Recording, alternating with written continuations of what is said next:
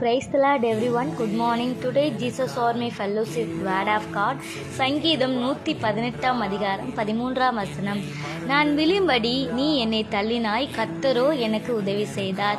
கர்த்தருடைய நாமத்துக்கு மகிமை உண்டாவதாக. இந்த காலை வேளையில் இந்த சத்தத்தை கேட்டுக்கொண்டிருக்க தேவனுடைய பிள்ளைகளை, மனுஷன் நம்மளை விழும்படி பல விதத்தில் நம்மளை தள்ளுவாங்க. ஆனால் கர்த்தர் சொல்லுகிறா, அவர் நமக்கு உதவி செய்கிறவராக இருக்கிறார். அவர் நம்மளுக்கு அரணான கோட்டையும் பலனுமாய் இருக்கிறார். அவர் நம்ம கூட இருக்கும்போது மனுஷன் எந்த விதத்திலையும், பிசாசானவன் எந்த விதத்திலையும் நம்மளுக்கு விரோதமாக எழும்பினாலும் கர்த்தர் அதை முறியடித்து நமக்கு உதவி செய்கிறவராய் இருக்கிறார்.